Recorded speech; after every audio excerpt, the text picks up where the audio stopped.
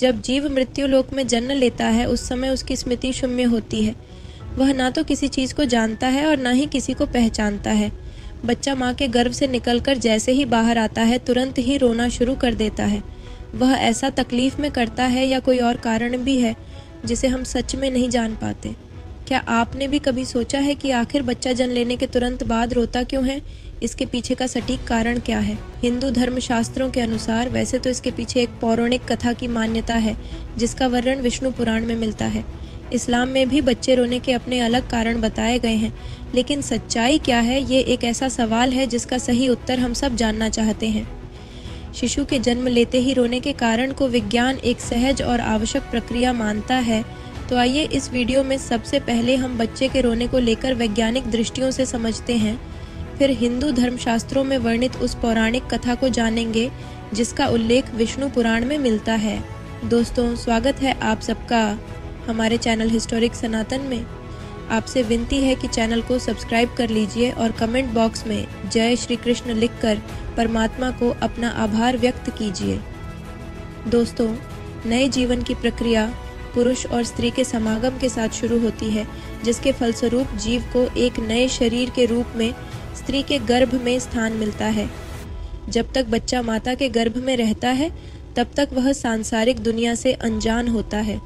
माता के गर्भ में वह जीवित तो होता है परंतु वह सांस नहीं लेता। उसके शरीर को खाना पीना इत्यादि माँ से जुड़ी गर्भनाल से प्राप्त होता रहता है।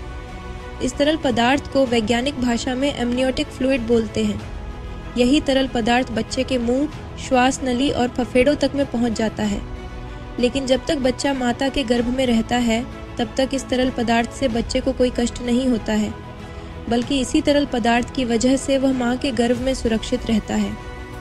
प्रसव की क्रिया माँ और बच्चे दोनों के लिए कष्टदायक होती है। बच्चा बहुत सकरे मार्ग से निकलकर दुनिया में आता है। जिस क्षण माँ के गर्भ से बाहर निकलकर इस संसार में आता है उसके आसपास का परिवेश बदल जाता है।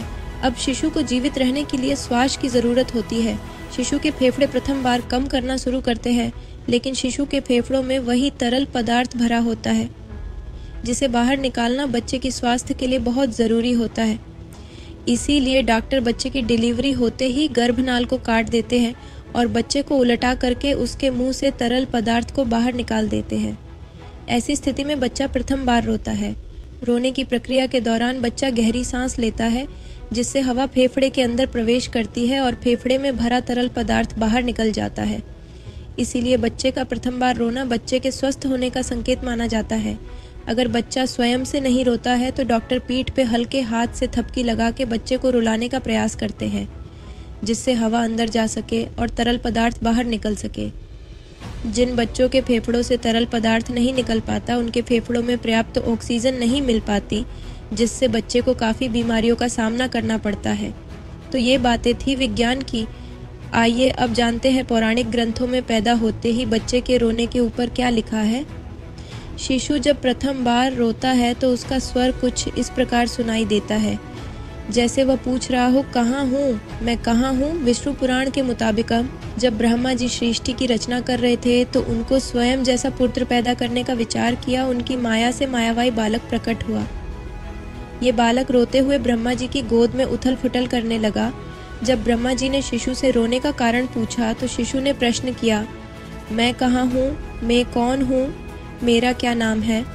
इसमें ब्रह्म जी बोलते हैं कि तुमने पैदा होते ही रोना शुरू कर दिया, इसीलिए आज से मैं तुम्हारा नाम रुद्र रखता हूँ।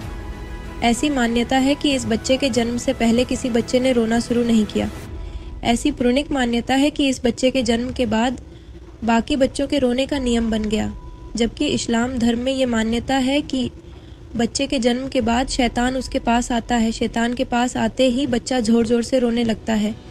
इसीलिए ऐसी मान्यता है जब बच्चा पैदा हो जाए तो फौरन बच्चे के दाएं कान में अजान और बाएं कान में इमामत पढ़नी चाहिए, ताकि बच्चा शैतान के डर से महफूज अल्लाह की पनाह में रहे और पैदा होते ही अपने परवरदिगार का नाम सुन ले। क्या आपको बच्चे के रोने का कारण पहले से ही पता था? कमेंट बॉक्स में ज़रूर बताएं। फिलहाल आज की वीडियो में इतना ही। अब हमें इजाज़त दें और वीडियो को अंत तक देखने के लिए आपका बहुत बहुत शुक्रिया।